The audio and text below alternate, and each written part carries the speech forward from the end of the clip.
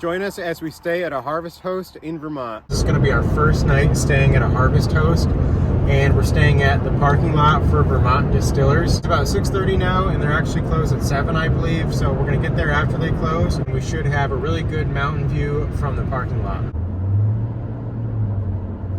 It's still 45 degrees out, and we're looking forward to more cold weather camping and winter camping, and we added something to our scout camper this week, and I'll show you that when we get there.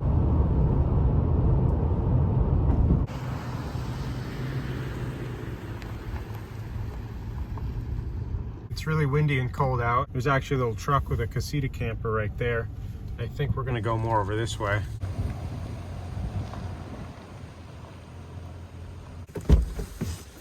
Wow, it is really cold out here. I think it said it was 36 when we turned off the car. Coco, I'll be right back for you. Coco, what do you think of this area? This is a trailhead right here. We brought this little rubber mat to use as kind of like an entranceway now that we're getting into like the muddy and wet season. And as you can hear, Coco's eating first. I'm just putting on my boots instead of these sneakers. We had planned on going to Planet Fitness again on our way here, but we ended up hanging out with our friend Jeremy. So again, that didn't happen tonight. The same thing happened to us recently when we went to stay over at that Cracker Barrel. We thought we were gonna get there early and have extra time and stop at Planet Fitness on the way. But then we spent too much time hanging out with our friend, which is fine. But things just don't always go as planned. According to our little indoor-outdoor thermometer, it's currently 50 degrees inside and 42 degrees outside. And our outdoor temperature sensor is in our little propane compartment out there. And tonight we're only using the Dickinson heater. But the thing I wanted to show you is that we recently installed a diesel heater 2 days ago. And this is the first camping trip with it, but we really still can't even use it because I need to buy a longer exhaust pipe, because right now it's not really hung up properly, and if I ran the diesel heater, our exhaust pipe would be on the side of the truck bed. So I'm just not even turning it on, but I'll show you what it looks like from the inside. So if we go down here next to Coco, hello Coco, you can see the little control panel right here, and it's still not wired in fully because we're soon going to be making a battery setup in here instead of having the Goal Zero in here. We ordered a 300 amp hour lithium iron phosphate battery from Sun Fun Kits, and we're putting that over here, and we got a Renology MPPT controller that also has DC to DC charging capabilities and a Blue Sea fuse box, and those components are going to go over here. So we're waiting for that to finish this wiring up. But this is where the controller is, and it's pretty nice. You can set the temperature, and we only have one heat duct, and it's right down here. So where we mounted the diesel heater, this thing moves all around, but where we mounted the actual heater itself is in this long compartment on the outside of the Scout. So the heater itself is right behind here on the other side, on the outside wall, and I will show you what it looks like from the outside. This is right after we installed it, and you can see the muffler isn't really long enough to go up and over the truck bed side.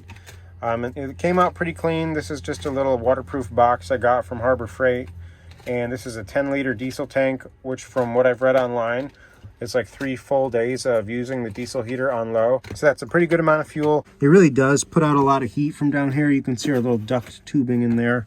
The Dickinson heater is really nice to look at, but it takes a while to heat up the camper. And even then, it still is cold from like here down. It just makes a big difference with the heat also coming out down here. Also, as part of the diesel heater install, I installed another carbon monoxide alarm. This smoke detector up here should detect carbon monoxide as well. I just figured we should be extra safe and put one down here closer to the heat vent outlet. Having a little trash can is great.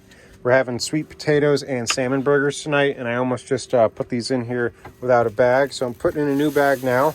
Tonight I'm having the same beer as last weekend, Triple Farmer from our local brewing company, Fiden's. Cheers to our first night at our Harvest Host spot.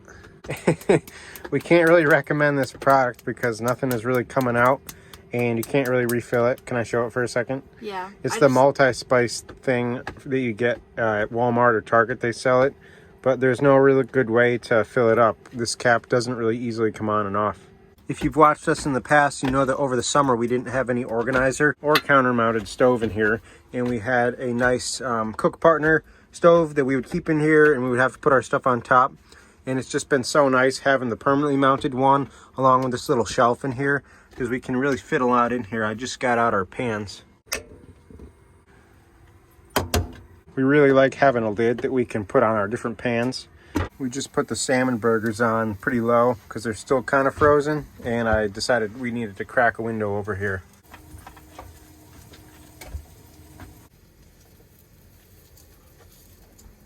The salmon burgers are definitely not done, but I think the sweet potato fries are looking pretty good at this point. Kate is going to have cheese and sour cream with hers. Coco is just wishing she had any at all. And I'm going to be putting this garlic wing rub on mine. Oh, it's a sour cream. It's not really like very scoopable. Yeah, it looks really thick. Yeah. These are definitely done. I just used the meat thermometer that we have in here, and it was 176 degrees on the inside. The salmon burgers came out better than I was expecting, and they're from a place called Misfits Market, which is like an online food ordering thing. Coco, I don't really think you fit up here. We just cleaned up from dinner and now we're hanging out, and Coco decided that she needed to lay on Kate over here. You okay, Coco? Must have been a lot of work for her to climb up here, I guess. I guess so.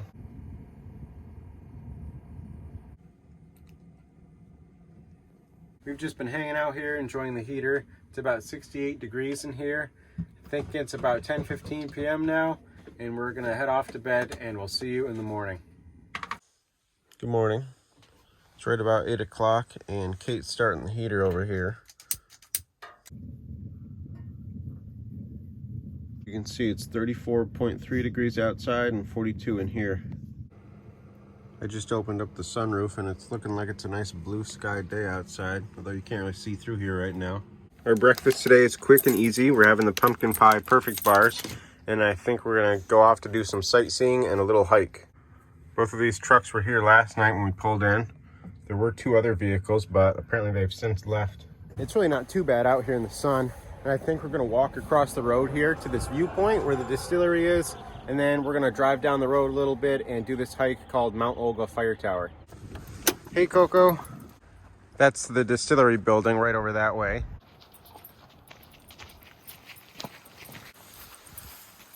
They must mow this in the summer, it looks like. There's a good view over here, but I think there's gonna be an even better view across the road. It's right about 9:30 now, and this distillery doesn't open until 10 or 11. This looks like a nice place, and they even have a little food truck right here.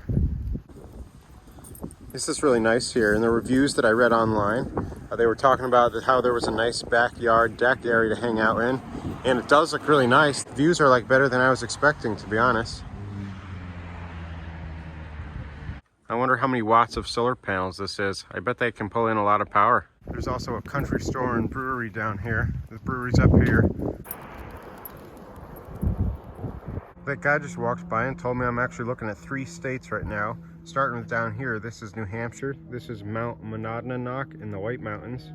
And then out this way, pretty far, is the Berkshires of Massachusetts. And then obviously we are already in Vermont in the Green Mountains over here.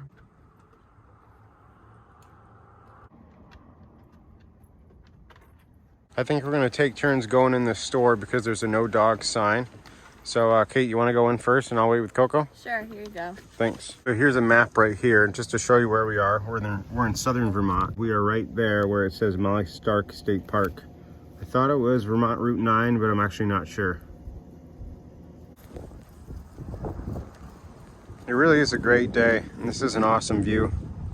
I think it would be awesome to have a cabin like this with a view someday. Maybe not right next to a store, but something with a view. This app that shows you the names of the mountains is called Peak Finder, and I just think it's really cool being in different areas and being able to see what mountains are around you. What did you get? I got some cheddar pretzels. Cool. Coco wants some of those. Some horseradish cheddar cheese, and then a couple Christmas presents. That's funny. Yep. This is quite the big store. I see why Kate was in here for like 15 minutes.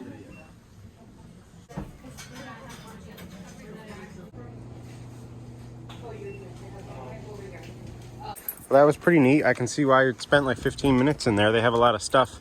Yeah, it's really cool. It's so pretty here. I think we have to stop and take a picture with the truck right at this area.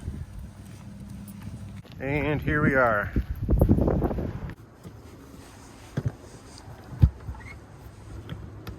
I think at this point, the next thing we're going to do is go hike Mount Olga.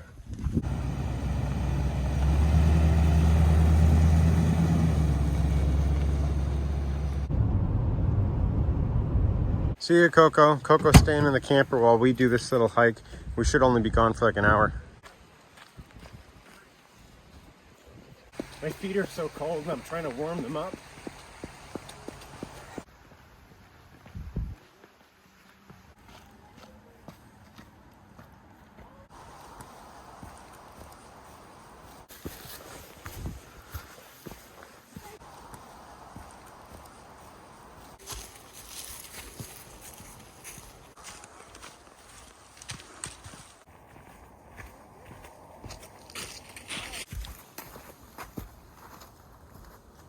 I see a little building right here, and the tower is right in front of us.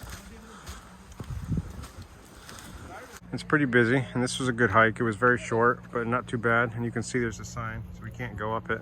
I'm sure the views are good from up there, but we really don't have any views from down here. 2,418 feet. It was nice and sunny up there. It's too bad we couldn't go up. It was pretty busy, and we'll see when we get back to the car. Now we're gonna head into downtown Wilmington, the small town 6 minutes away, and see what there is to see there.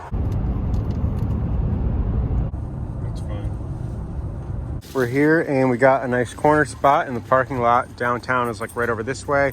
And I'm just gonna take Coco on a walk quick, and then we're gonna make lunch and then head into walking around downtown. There's a nice little park right behind where we parked. That's just where I walked Coco, and we're gonna be having tacos for lunch, and Kate just put the chicken on the stove right now. Thank you for making the chicken. These tacos are looking good. You're welcome.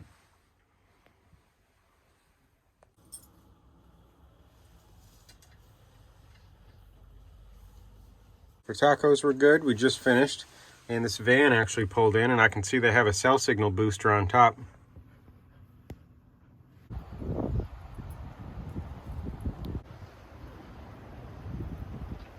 Wilmington Village Pub. I've driven through here a lot, but I've never actually stopped and walked around. It seems like there's a good handful of restaurants and like antique shops and other places like that to go into. This is a little town walkway, and the river that runs under the main street is right here.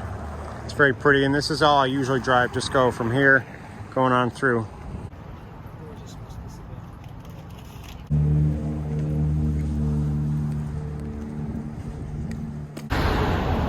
There's an antique store. What was in that store that you just went into? Some clothes and some little things like mugs and soap and stuff like that. Gotcha, that's cool. Should we keep walking down this way? Yeah, sounds good. I bet you'd like this little cafe coffee shop. Yeah, this looks cute. I'm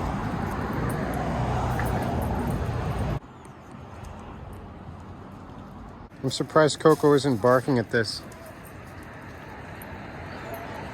There really are more little stores here than I thought.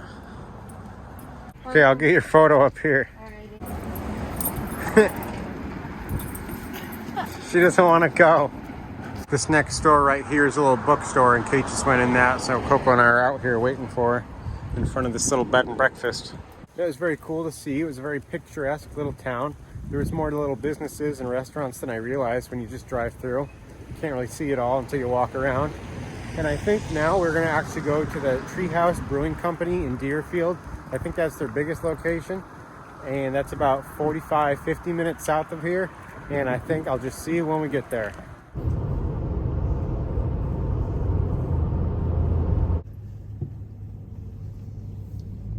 Right next to us is an F-350 that makes the Tundra look small.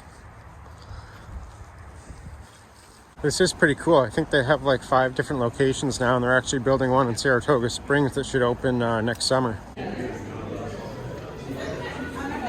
So how do you like your drink? It's okay. It kind of reminds me of like a Coca-Cola with milk mixed with the chai tea. I don't know if I'd get it again, but it's okay. Yeah, the drink she got is one of their cocktails, and it's called the Chai Rum Punch. and I got the beer called Autumn with pineapple, and it's pretty good, but I have had better. Can I try yours? Yeah.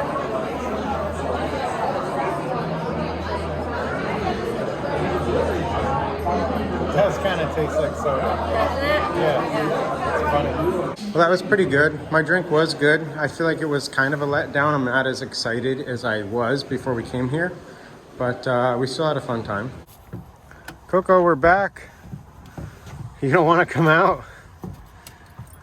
The brewery was fun. It was kind of crazy busy, but I guess that's to be expected at a popular place on a Saturday night. We're just going to head home, then go on a walk, and then make dinner. And as always, thanks for watching.